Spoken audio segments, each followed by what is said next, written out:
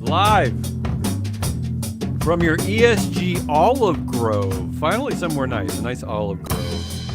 It's the Business Pants Friday show here at October 11th Studios, featuring all of your favorites. That's right, analyst hole Matt Moscardi. I'm in all now. You're all of everyone's favorites. On today's weekly wrap-up, shenanigans at Pfizer, the potential end of the Google search monopoly, and Boeing keeps bumbling along. Oh, I love you, Boeing. I like that they exist, though, because it's like a content farm for us. How long are they going to exist at this rate?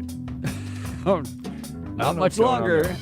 Our show today is being sponsored by freeflowanalytics.com, the only platform measuring board power connections and performance for free. I use it every day that I do research in this field. I use it every day. Yeah, you're a power user. I also use MSCI quite a bit. We're a client of theirs, but I use freeflowanalytics.com constantly. Yeah, that's correct. They're better. You're right. Why don't you get right into this? Yeah, you got something to share? I know you've had had walking pneumonia for like 17 years.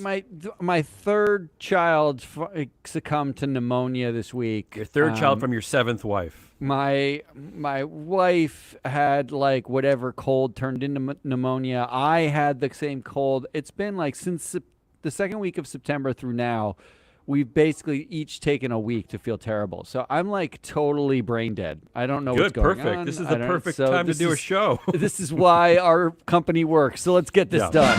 Come on.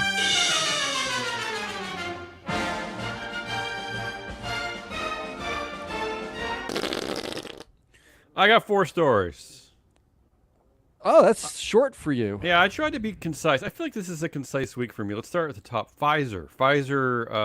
Okay, well, I don't even know where to begin with this. Pfizer is engaged with an activist fight with Starboard Capital, right? Yep. Who announced Jeff Smith? Announced they've invested $1 billion into the company. Now, I just learned this morning that the reason that this came out, it actually came out earlier, I think, than was anticipated, because CEO Albert Bourla at Pfizer got a blank email in his inbox. He accidentally, they're calling it a fat-fingered forward. The Financial Times is calling that. The former CFO at the firm accidentally forwarded Albert Bourla an email that was not intended to him, laying out Starboard Capital's strategy to fight Pfizer. It was this thing just keeps changing. So originally it was just a simple activist campaign, and then we heard that former CEO Ian Reed and former CFO Frank D'Amelio were going to be on the side of Starboard Capital fighting against the current, which is rare. You don't see that very much, especially at a company of this size. But then they backtracked almost immediately, saying, no, we're on Bourla's side. But now Starboard Capital is saying, wait, you're only doing that because they threatened to sue you and claw back your money. This thing is crazy. This thing is already fun for us. Thank you, Pfizer and Starboard Capital. It goes beyond, like... Go ahead. They basically said, we will sue you. We're also going to take... They have not been there since like 2018. Like, it's been like 6 years. Well, Ian Reed was... How did he stay? He lingered, I think, a bit as a chair. I don't know when he actually stepped down. I can look that up. But we're talking about we're still years, like several years, right? Like, and they threatened to take their pay from several years ago away. As well, we don't know. Right? Do we know that that's true? That's what the reporting is. The reporting is they were going to claw back their compensation. They were going to sue them for disparagement. They like all of this stuff. And then Starboard was like, whoa, wait, these people, we just interviewed them, and just because they don't agree with you. And the reporting suggests that Bourla or the executive team was asking for them to back Bourla. Like, so as part of the, we won't do that if you will come out and publicly back Bourla. So it sounds to me like if the reporting's true, this is like the greatest soap opera since Disney. Well, I don't know how long those severance agreements last. I know when I left my Fortune 500 company, there is, I mean, there is some kind of language in there that you're not supposed to mess around with stuff, right? I mean, is it possible that Ian Reed signed something that he's not actually supposed to attack the current administration and company? It's probably true, but like that, it depends on like when that lasts. But honestly, I can't believe you had to sign something. I left the same Fortune 500 company as you. Yeah. I just walked out. Like nobody cared. Well, they didn't. I think they had their eye on me as just being like potential trouble in general, and they're just like, we better make him sign something. They literally didn't say like I didn't get like an exit interview. I didn't get anything. I got some severance, so I probably had to sign my life away to get the severance. Is probably my guess. There's no NDA. I didn't sign when I started. Good, then you can attack the current board. Then you can join Starboard Capital and take over. I can attack. That's correct. I can do whatever I want. So that's what's going on at Pfizer. Just a little something over there. I love any story with a fat-fingered email. I love when an old dude like accidentally forwards an email to the CEO of a company. You know, I always tell people that the only way to create a draft when you're writing someone is you don't fill out the to field until you're ready to send it, because you could accidentally send it, right? Yeah, that's right. So I always tell people, just leave it blank and you can't mess around. So if you're trying to advice. Break up with your husband on email, you just wait until you're done writing the email before you send it to him. Yeah, excellent advice. That's the best advice you're going to get all day.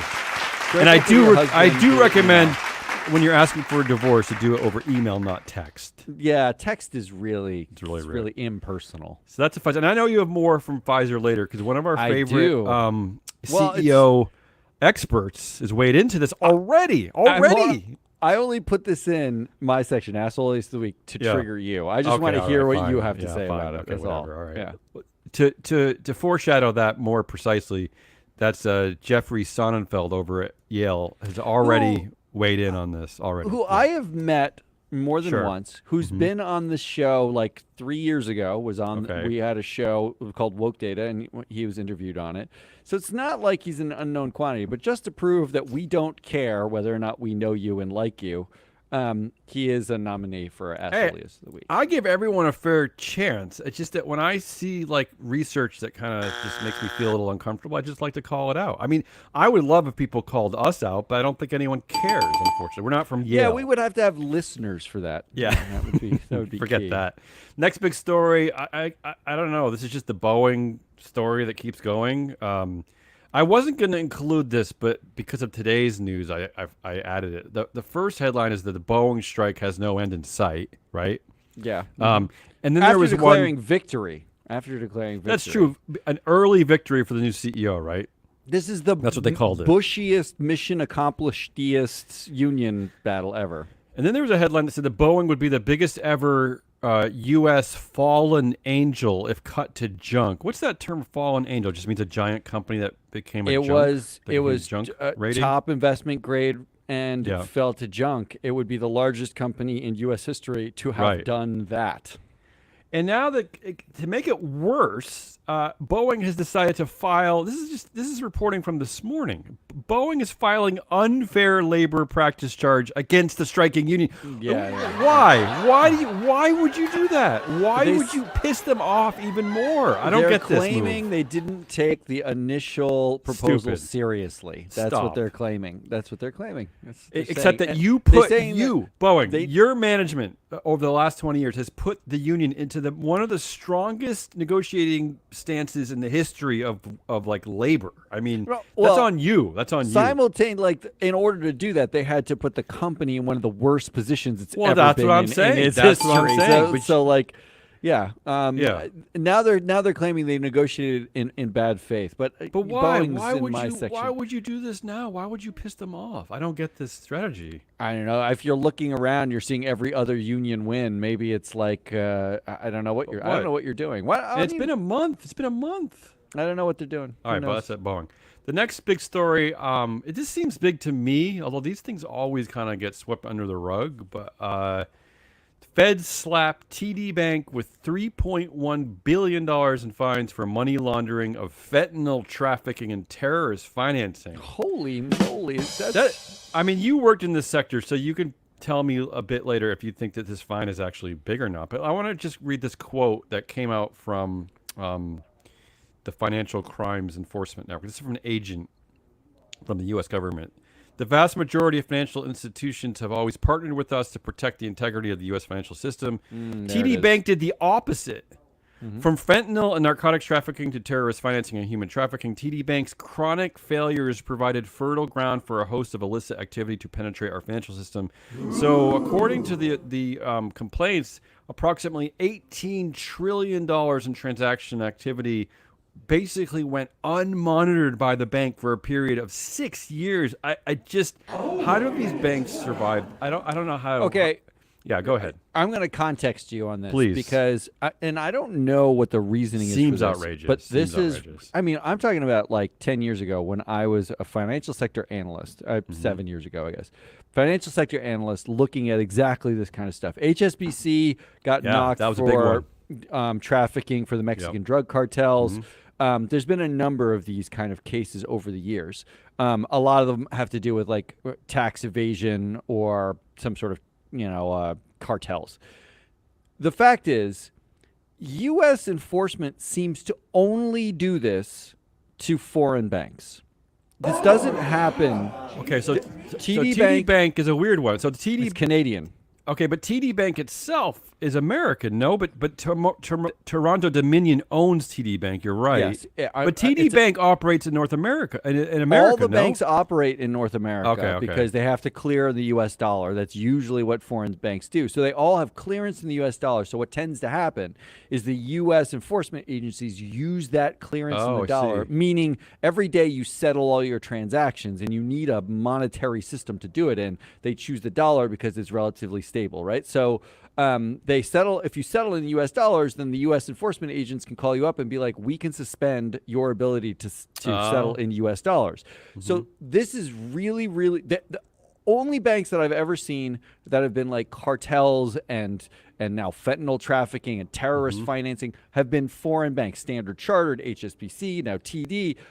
I've not seen this happen often or ever in my memory with the U.S. banks. Are you suggesting that does not mean the U.S. banks are good at this? That's what I'm saying. Are you suggesting that they may be doing it as well? It's just that we're only targeting these foreign banks? It's unclear. But all I know is that all of the major fines get doled out to foreign banks, which makes no sense that only foreign banks would be doing this, right? Like, because the U.S. banks are everywhere too. Here's what I want to know. I want to know. TD Bank, all this unmonitored crap is going on in their system, right?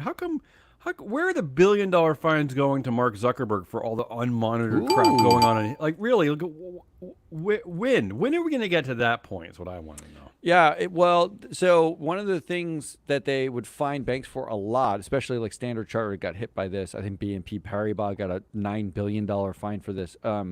That was stripping identification off of transactions so that they could do, like with sanctioned countries like Iran or Russia now, or they'd strip out IDs and they'd be able to settle the transactions. And it's unmonitored in that way. Nobody's actually watching it. My guess is, I'm going strictly off the headline here. My guess is there's some version of that happening at TD. And 18 trillion in activity sounds like a lot, but there is no version of that for social media. There is no like transaction ID. There is no like you can't do business with this person, and that's the problem.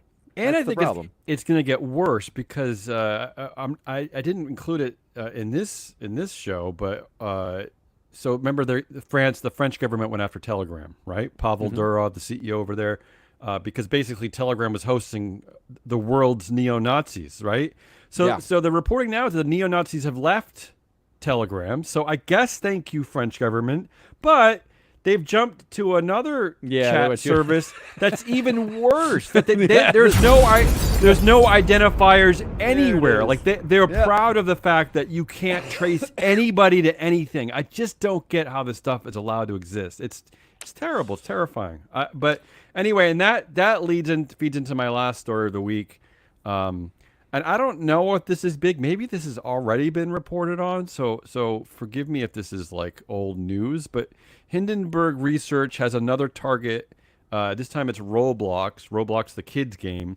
The headline is Bombshell Report Claims Roblox is a Pedophile Hellscape. Ooh. Whenever you write hellscape, it's already a problem. So Hindenburg Research accusing the company of overinflating its user metrics and fostering an unsafe environment for underage users. We have more reporting on this that we're going to cover in next week's shows. I have actually a quiz that covers a lot of what's going on at Roblox, a lot of their management, etc. But this is one of the big stories of the week, I thought. Well, I got some more on the assholiest in the week too. On Roblox? On Roblox. So, okay. So my options here for story of the week. Yeah.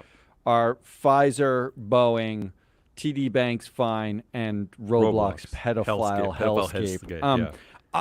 Where no one gets in trouble, right? Why? Because I don't know why. Why would why?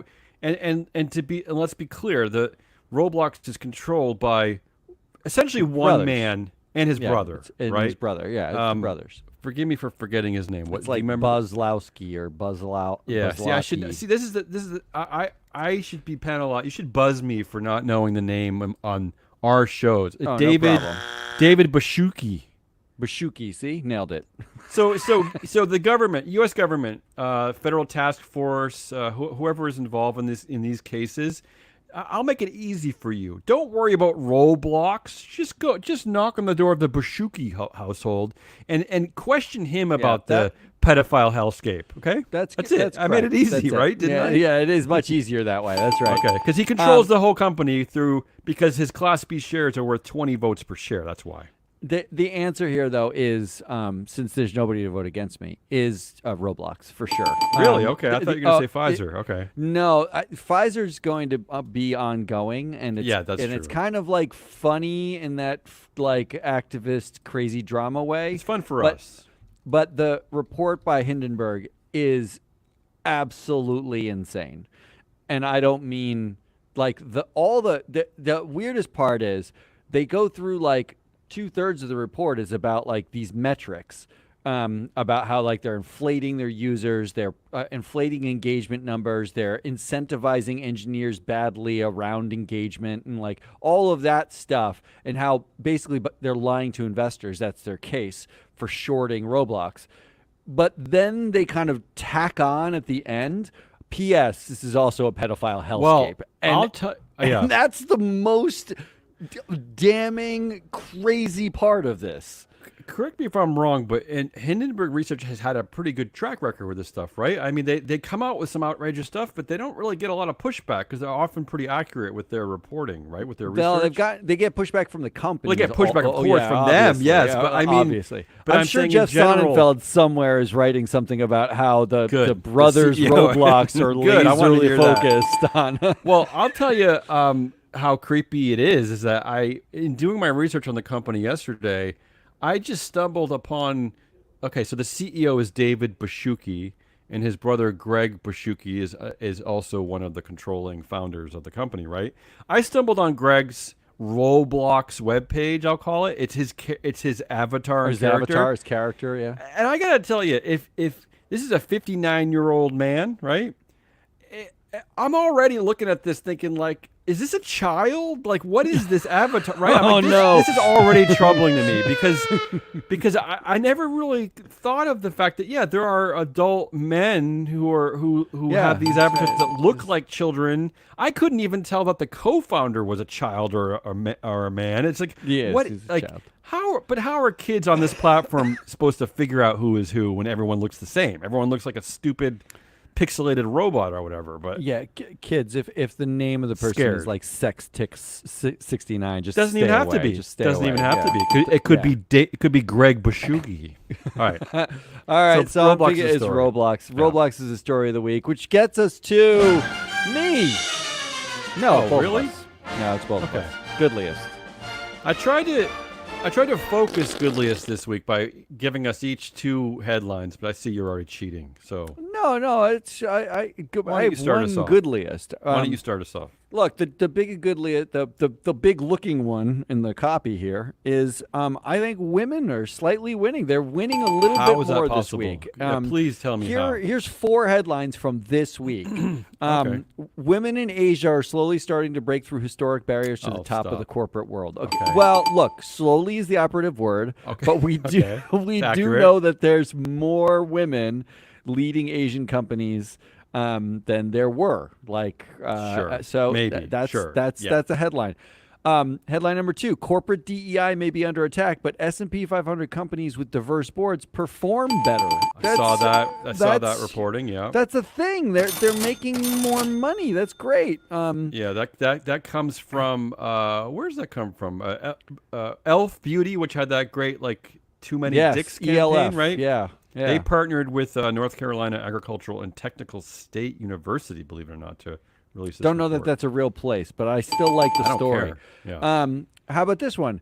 Women's health startup Maven Clinic closes funding at a $1.7 billion valuation. I like that. Yeah. And that's nice. That's actually similar to one of the stories I chose. Yeah, I like that. That's nice. And then I saw this one, and it just made me smile. You're a Girl, the duo taking on the male-dominated plastering world. Yeah, I don't know what that means. Like actual plastering, like wall plastering. Drywall? Yeah, drywall, like plastering. This is 10% of construction employees are women, and only 4% of on-site construction employees are women.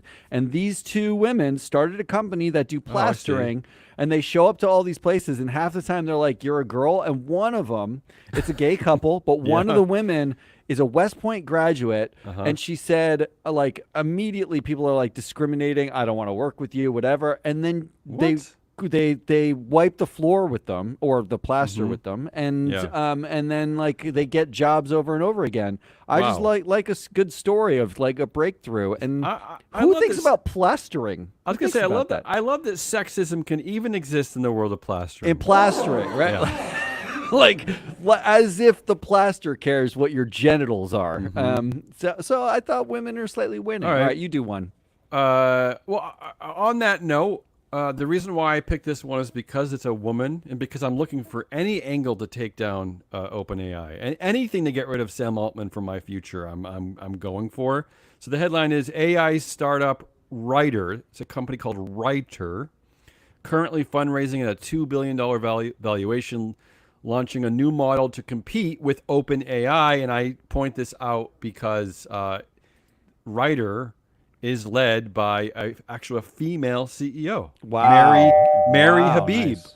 A female CEO in the AI space. This is unheard of. So I like that. Again, I'm just rooting for anyone to take down Sam Altman at OpenAI because I'm just creeped out by the whole Sam Altman valuation experience. suggests it's not quite OpenAI status. We have 157 billion valuation. It's to be determined really which the breakthrough AI company will be at this point, right? It's not necessarily OpenAI. He just gets all the press.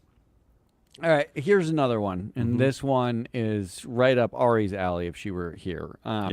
Department of Justice, they actually released their proposal for what to do about Google, their antitrust proposal. Yeah. And they proposed big changes that include sharing search data with rivals, restricting distribution agreements with browsers, as in no more Google is the default. They can't pay to be the default in Apple. They can't pay to be the default at Mozilla and all those places. And possibly breaking up the company or even individual product lines, as in you have to get rid of the search product and you can keep everything else. Does possible mean it's not going to happen? I don't know why I can't. This is the first shot across the bow, but what's interesting about it is that they are basically going for everything. They're basically just laying it all out and saying, you have a basic monopoly. We're going to break it up. Look, I want to applaud this more. I feel like I know deep down I should. I'm just so fixated on breaking up the Facebook empire first that I just don't get. Not to mention that everything I keep reading is saying that on its own, Google search monopoly is waning. People are young. It's because everyone's just searching on TikTok. Exactly. Yeah. They're using other other like vehicles to get their information. So, but I'll support this for you. Fine. It's nice. It's nice. Nice. I thought it was. Look, it was a hard week for good. Sure. It was a hard week for good. How about this one? I took a different point of view. I took the Ari kind of tongue-in-cheek one on this one. I just like this. This is good because finally someone honest on LinkedIn, I guess, an honest CEO. The CEO of disgraced crypto firm FTX actually announced his prison stint on LinkedIn. This is Ryan Salame, the former co-CEO of FTX Digital Markets. He said on LinkedIn, "I'm happy to share that I'm starting a new position as inmate at FCI Cumberland." Oh, look at you. Can we? That's not bad, right? Can we talk for a second about LinkedIn? Yeah. LinkedIn is the only social media place that I'm remotely closely. Me too. I don't post, but I do go and look at my notifications. I very rarely. I post occasionally. You but post. You but should like, post more. Yeah, that's the thing. Like, if I wanted this company to be more succccessful, I'm supposed to be posting all the time. Me too. I'm not posting really at all relative to that. But I am really tired. Everyone on my LinkedIn feed, it's a picture of them speaking at a conference and talking about how wonderful it's always wonderful. Or putting up something like that their company did that is wonderful. And it's all fake. I've been to all your conferences. I was going to say, I've been to a lot of conferences. They're not it's not good. so wonderful. Yeah, it's like the bathroom smell. The muffins are like stale from the get-go. Like it's not wonderful. It's not that good. I don't understand. Like, no one really goes to a conference and gets insight. Stop talking about wonderful insights. There are no wonderful insights. The only people happy at conferences are the people who have horrible home lives who just want to leave home. Yeah, that's what makes them wonderful. Yeah, or just like clinically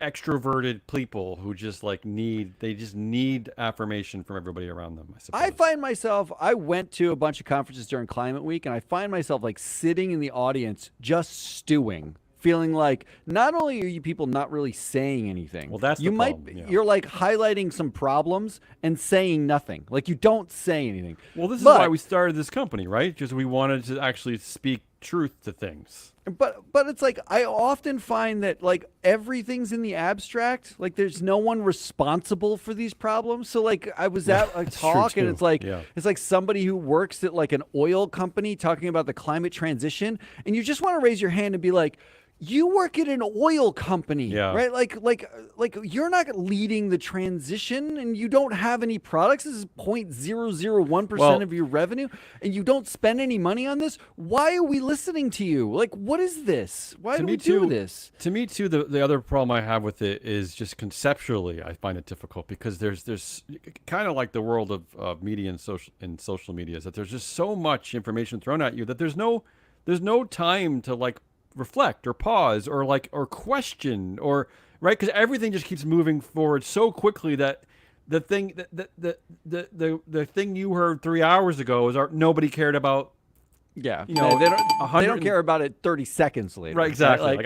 It's just like it's too overwhelming. It's too much. Not to mention that no one gets held accountable for anything. The reason why we started Free Float was to like name people who are accountable for their own performance, right? Good or bad. Like we don't care if it's good or bad. We just want to know who is the people that have the power and how they perform. It's very, very simple question. Well, because we know that in sports, right? Like we know this. We know as you're about to point out with the slide deck created by Jeffrey Sonnenfeld and his partner over at Yale is that there is no room like in our culture or in our field to kind of question the nuance of what people are presenting, right? Things are stated as fact and then we move on, right? There's never time to react to things, to actually spend some, because when you have a 32-page deck and there's a lot of information thrown up there, it takes a lot of time to kind of articulate a response. You have to read. Yeah. Turns out ChatGPT won't do that for you. But I'm saying when you're going to a conference and you're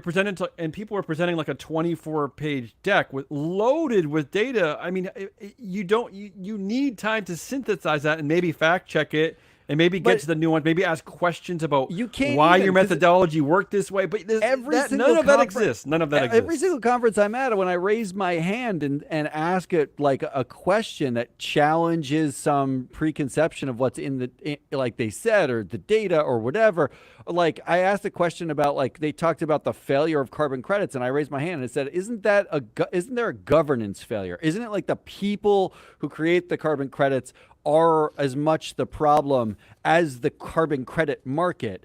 And I was the asshole. Like, I was the one who was you're not like, supposed to do that. Yeah. Why are you everyone's like looking at you like, oh my God, there's always someone who's asking like some asshole question. And it's like, that's off topic, or it's not that. And it's like, where's the conversation? There's no real conversation. That's the problem. Is that we're not having any real conversations. There's no solutions either. They just talk problems. The issue to me is that they should be academic exercises, right? Where there's a dialectic approach to this, right? But they're not. They're marketing exercises. That's all they are. But they don't tell you that. That's what right? they are. That's what and as we transition to the next category, that's what upsets me about Jeffrey Sonnenfeld the most. I'm pre-triggering you, right? Is that he's not doing it? It's not an earnest academic exercise, right? He's not using like earnest research techniques. So that's what upsets me, is that he's very slanted to, just like these conferences. Everything is very slanted to proving a point of view, as opposed to kind of delving into the subject matter. So you see what happens when just the two of us do goodliest? That was goodliest of the week. All right, let's just quickly pick one and move on. I'm going to go with whatever you pick. I'm picking women. I'm just picking women all day long. Let's move on to Ask Holiest of the Week. Oh boy, here we go. Well, we've already talked about basically all of these.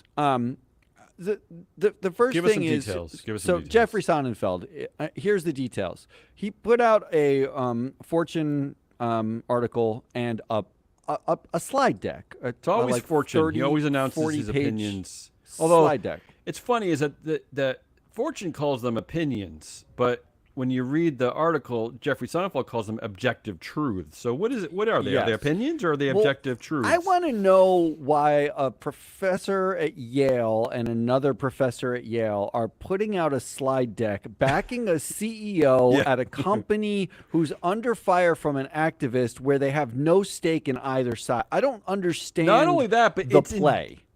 They're breathlessly put out. This happened at Norfolk Southern. They put these out in days. Like they whip these together. Like, is there any kind of process to this? Is there a peer review? Is there fact checking? What's going on here? Well, no. Really, honestly, really, these things happen so quickly. Part of the process on page like 3, right? Like it's like 3 pages of like agenda, and then like on the first page of like content. They show a stock performance from January 1st, 2023 until today. The stock chart basically is supposed to show you that there's 2 types of pharma companies. There's the Ozempic, Eli Lilly, Novo Nordisk, like the GLP-1 makers who are outpacing the whole market. And then there's everybody else. Everybody else is basically in a clump at the bottom. Yeah. On that chart from 2023 to today, they include almost every pharma company, including AstraZeneca and AbbVie. The next page, the very next page, they add Pfizer to the chart because they're not in the first chart. They change the date from January 2023 to January 2024.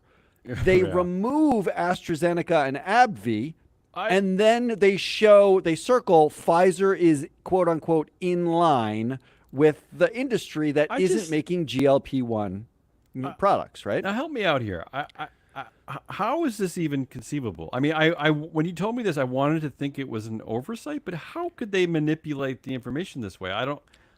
I'm sure they have a reason, but it's not stated anywhere there. Well, like they could have a reason. It should be in a footnote, but it should be in a footnote if you change dates or you remove this, or like we moved the date because of this. But really, it's about bolstering the argument. Okay, but this is why I'm triggered by Jeffrey Sonnenfeld and Stephen Keen at Yale. How can you get away with this type of shoddy research? How?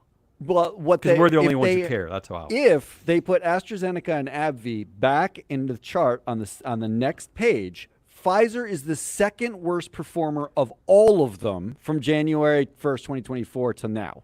Right. I mean, like, it's no longer in line. Pfizer's at the bottom, right? Yeah, like, and their working theory other ones here are better. Their working theory here initially is Starboard should back off because Pfizer is basically in line with the industry, right? Right. And then they follow these charts by referring to their objective take. They say, Right. quote, they say, first of all, they say this in the presentation or in the article. It's like that saying Yale, you're not a racist. Yale, where Sonnenfeld and Tian work, awarded Bourla, the CEO of Pfizer, a Legend of Leadership award just 2 years after he was made CEO of Pfizer. Yeah, this is 2021, 2 years he's after a legend after 2 years, first of all. Like a legend. Like, then they say in the deck, but we have no conflicts of interest that get in the way of offering our independent, objective analysis and calling it as we see it. How? How? Like, in other places, we know he said after the Boeing incident, in which Sonnenfeld backs Calhoun, saying he's laser focused on governance issues and all of this heat on him is misplaced and you need to keep Calhoun. And he wrote a whole article about it and it was great and whatever, and he loved it. He's said since that he's personal friends with Calhoun and the 5 prior CEOs of Boeing. He knew them all personally. It isn't just the fact that Pfizer CEO Albert Bourla has attended Yale CEO Summit and was named a Yale Legend of Leadership, given an award for that. Isn't that in itself a conflict of interest for the research? That's correct.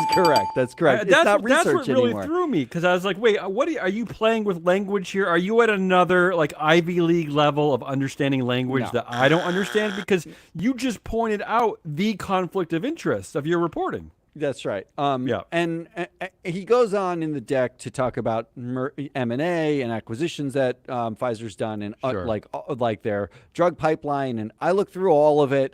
I tried to do a deep read of it. Well, one of the things that stuck out to me is like they say this has happened to Pfizer before, where an activist has come in, or investors have come in, or the media has come in and said they overpaid for stuff, and then it's worked out for Pfizer. But that's not proof of this current situation, though. But his example is from 2002.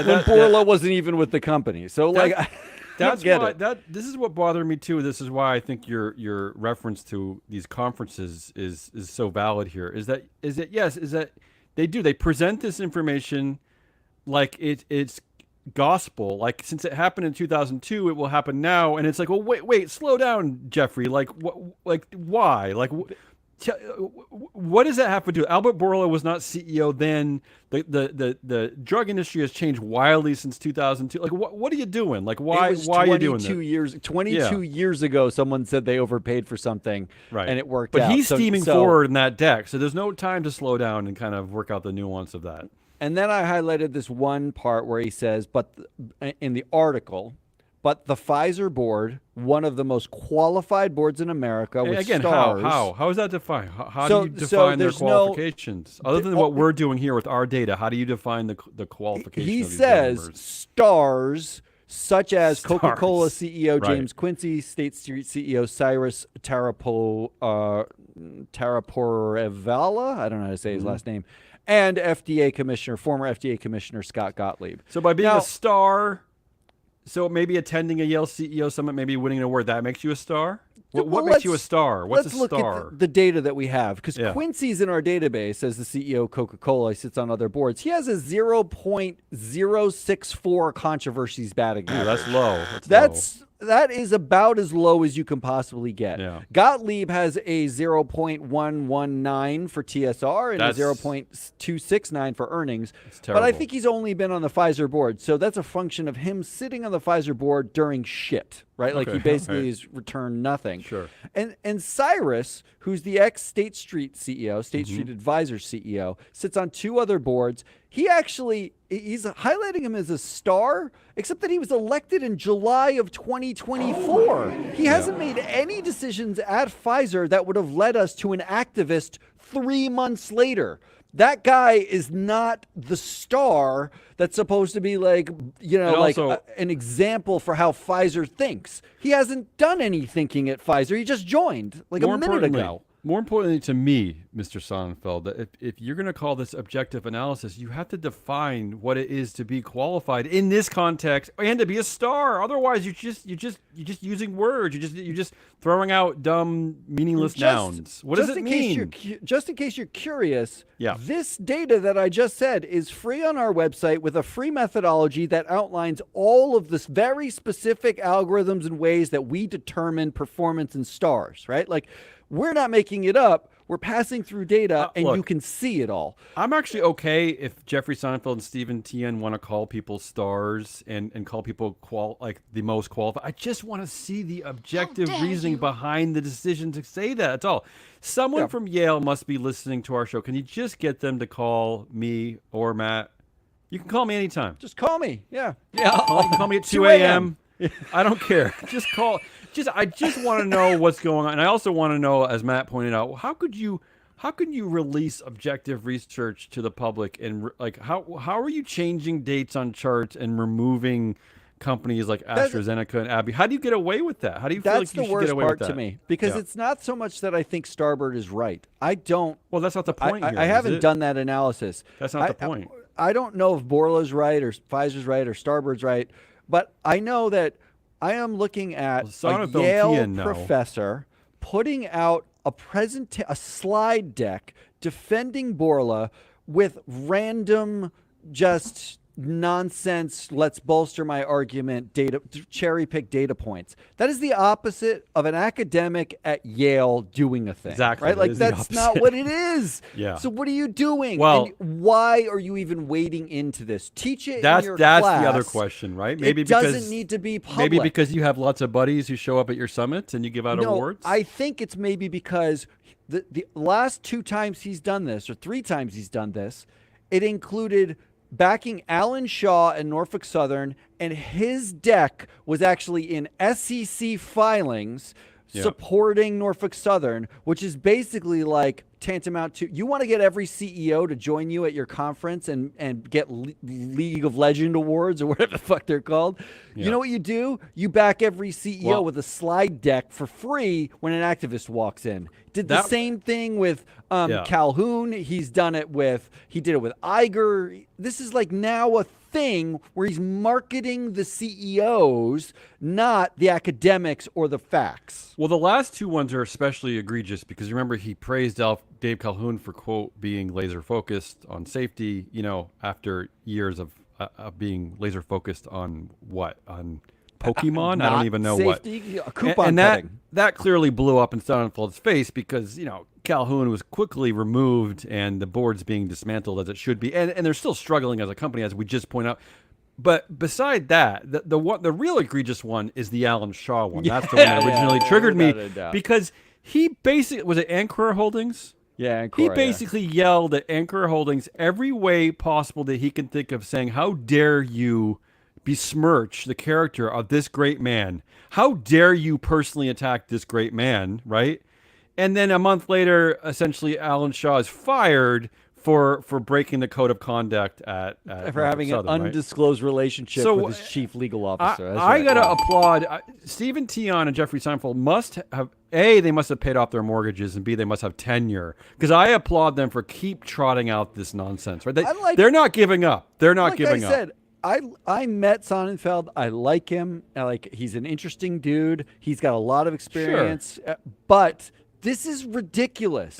Just shut your hole. Or come on whenever here, an activist please. comes up. Every time you do these articles, can you come on here at least and talk about your research? Come on here. He goes on to CNBC and he says all these things. Nobody refutes, nobody challenges him, and no one spends the time to actually look at the deck, right? Like that academic exercise is lost. Right? Well, because there's not time in the day for them. We're actual analysts. When you talk to actual analysts, you get different responses. Come on, come on the show, Jeff. Come on. That's number 1. Yeah. Oh, really? At number 1? Oh. Well, I triggered you. That's the point. I'm going to shut up. I'll let you finish your category. But speaking of Dave Calhoun, number 2 on my asshole of the week is Boeing. Boeing has halted talks, and they've withdrawn their offer to the union. They had offered a 30% pay increase, and the union wanted 40%. And here's what got me. Yeah. Dave Calhoun, on his way out the door, got a 45% increase in his own pay. Yeah. And a $42 million golden parachute for jumping out of the burning plane. Okay. He's different because he's probably a star. He's probably uber qualified. But that's not the real money, because his summary pay was $32.8 million in 2023, and his summary so he got a 45% increase on summary pay, but his actual take-home pay was $44.4 million. So his actual raise, when you look at the take-home in 2022 of $15.2 million, and the take-home in 2023 of 44.4 is a 290% raise in take-home pay. Wow. Meanwhile, the union is asking for 40%. They're asking for 40%. That's what they want. Calhoun, in his tenure in the last 4 years, generated negative $11.8 billion, negative $4.2 billion, negative $4.9 billion, and negative $2.2 billion in net income. And he made $13.8 million, $12.6 million, $9.6 million, and $41.8 million. Not to mention that he left as part of the leadership team that basically set up labor to feel like it had a very good negotiation, like a very good bargaining point of view here, right? That they weren't going to settle for bullshit, right? I mean, he left them in this state. Meanwhile, imagine every time a plane falls out of the sky, or they find a screwdriver inside a panel of a plane, or the door plug shoots out, which is like a constant occurrence now at Boeing. Imagine every time that happens, Dave Calhoun says, we have to be better at safety. And then he goes and tours a factory and yells at the employees about the safety rules. Right. When it's hit, like the FAA has actually reported that management was basically disincentivizing safety. They were the people that people would report to on safety matters were their own bosses, which means there's no incentive to do it because you'd probably get fired or you get negative performance reviews. Like, everything about it manifested as a culture of non-safety. But Dave Calhoun comes in and yells at the employees. Antagonizes the workers, knowing that a contract is coming up. You do that for 4 years, then you hand it over to Kelly Ortberg with your golden parachute intact, because investors, you fucking morons, vote for his pay and vote for him to stay on the board. They did do that. And then you hand the whole thing over to Ortberg, who's got $21 million in summary pay for 2025, which is a decrease from Calhoun. So he's getting paid less than Calhoun was, and he hasn't even started. And Ortberg is in the position where he's like, shit, this company is losing money hand over fist.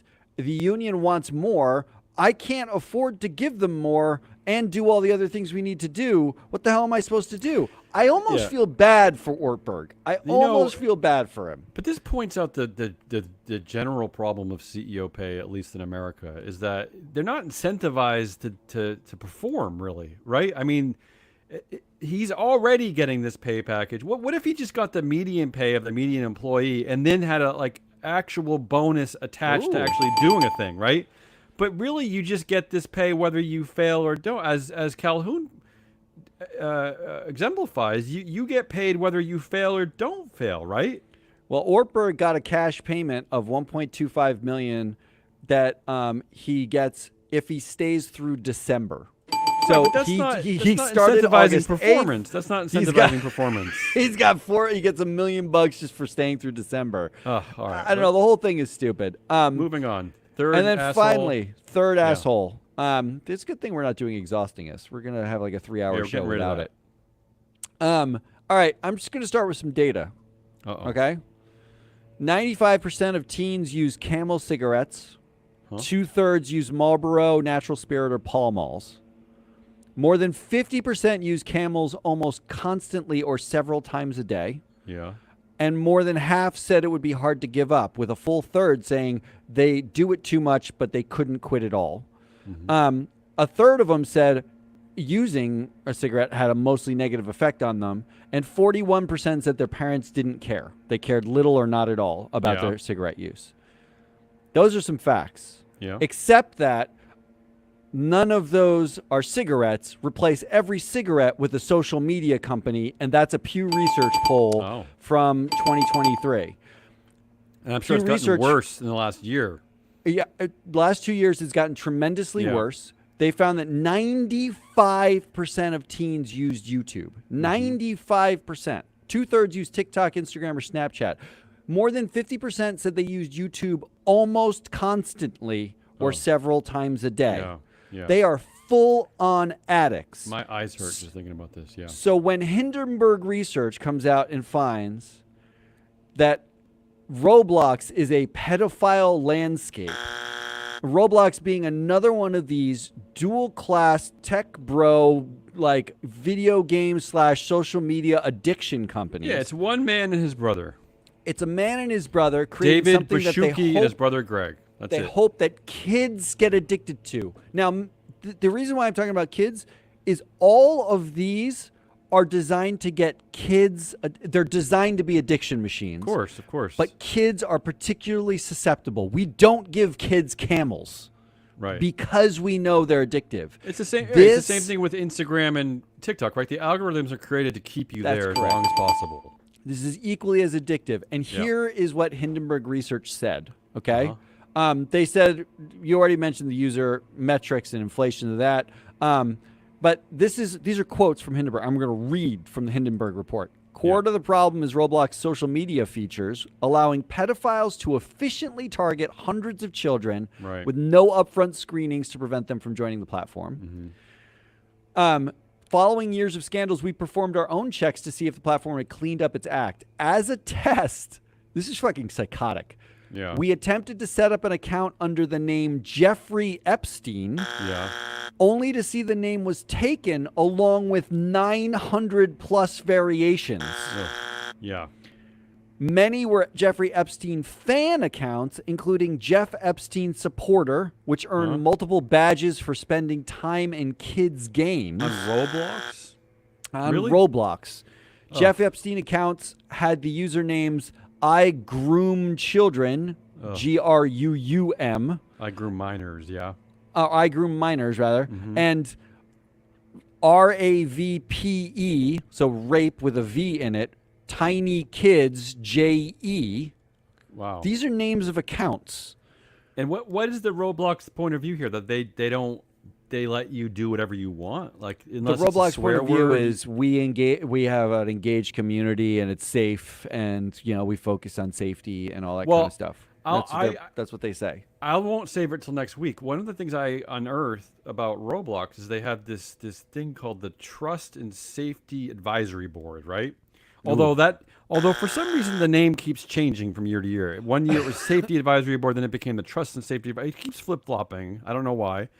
And then they asked shareholders to learn more about the board. They give you a link and you go to the board. Matt, I went to every link. I went to every part of their website. I went to every part of the internet. You cannot find the members of the Trust and Safety Advisory Board. They don't exist. I mean, this is like should be scandalous. I mean, this is just terrible oversight, terrible governance. It's horrible. It's a shit show. Well, Hindenburg didn't stop there. They just went out and found the names of convicted pedophiles and tried setting up Roblox accounts with those names and found that many of them were already taken with multiple variants. And even worse, despite the company, this is a quote, despite the company's mission to connect 1 billion users with optimism and civility, they found games inside of Roblox such as Beat Up Homeless Outside 7-Eleven Simulator, which had 1 million visits, 15,000 favorites before Roblox actually removed it. But this is the problem. If the company's not taking this seriously, right? They have this made up advisory board that they don't name the people. They don't tell you who's on the board so that they're accountable, first of all, but also to check into their backgrounds to see if they're even qualified to be on this board in the first place, then the company's just they're not taking any of this seriously, none of it. And they don't have to because their shareholders just agree to everything. Every year they vote everybody in because the Bashuki brothers have gamed the system and they control the vote on everything. So I don't want to go any more into it because I know we're going to cover more on Tuesday. This thing is going to last for a while because this report is seriously scathing. And we knew some of this because we covered it like a year or two ago when they IPO'd. Unfortunately, we know this about every social media network now. But yes, that's the point. This That's exists everywhere. Yeah. So here are your 3 asshole options: Sonnenfeld, just Boeing, Roblox. It's Roblox. and Roblox. It's Roblox. Oh, well, no, wow. I'm sorry. It's the Bashuki brothers. Yeah, because Roblox doesn't exist. That's just them. All right, let's get out of this show. Yeah, please. Let's just do headline of the week. Just say the headline. No chatter. Just say your headline and move on. Just say your headline. You can't control me. No, come on. We got to move forward.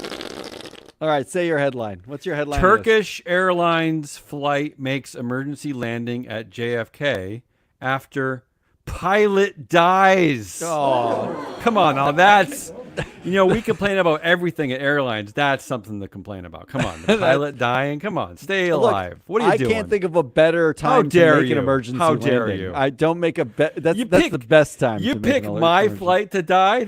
I'm sorry. That's rude. Wow. I like mine better anyway.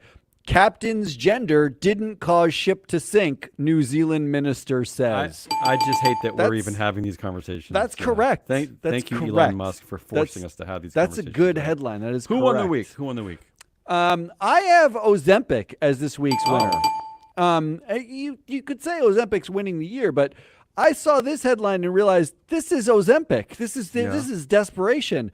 The headline was McDonald's and Krispy Kreme are giving away free donuts. Ooh. Krispy Kreme is currently running a thing on October 14th. If you bring in a McDonald's receipt from that day to a Krispy Kreme, they will give you a free donut. Well, it's not really free then. Although I guess you could go to the trash can, buy a McDonald's, and just fish one out. Could you construct a more I need Ozempic situation than bring in your McDonald's receipt for a free Krispy Kreme donut? I don't get it. I did read that have we reached a tipping point in obesity in America? Ozempic has kind of helped. Like we've stopped growing. Our waistlines have stopped growing because of Ozempic. I suppose. Well, not with this as a promotional tool. I can't imagine. My winner of the week is very simply Swiss bosses. The management, the CEOs at Swiss companies. Because here's the headline: Swiss workers must clock out for bathroom breaks, court rules. How about that?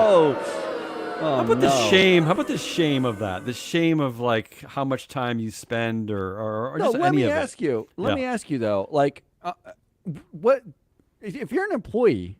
Isn't the incentive to not is to sit on the pot for like an hour? Because it's like, fuck you. I'm gonna take my goddamn time. What if you have a coughing attack? What if you have an asthma attack? Should you clock out if you know you're going to be coughing for like 20 seconds? I think if you get up to microwave your tuna fish sandwich, I think you need to clock out. Well, let's segue immediately into my prediction. Tuna fish. Let's segue immediately into my prediction. Swiss workers will start wearing diapers to work. So I don't like that prediction. Right? Because they don't want to lose money by clocking out, right? I don't like your prediction, though. I have a prediction, and actually I have some audio. I tested this. After reading this headline, man learns he's being dumped via dystopian AI summary of texts. In which a guy basically had Apple summarize his texts for him. And someone dumped him. Apple and his girlfriend dumped him and said, please come get your stuff. We're through. So Apple's reading this out to him. Yeah.